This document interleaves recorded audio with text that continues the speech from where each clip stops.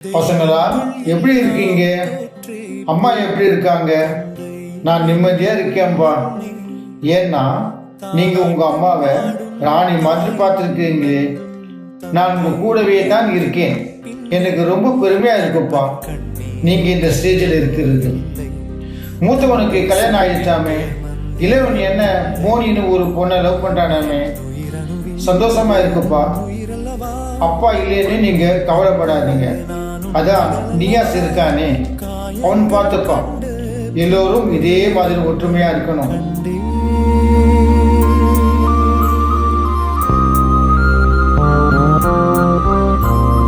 தெய்வங்கள் எல்லாம் தோற்றே போகும் தந்தை அன்பின் முன்னே, தாலாட்டு பாடும் தாயின் அன்பும் தந்தை அன்பின் பின்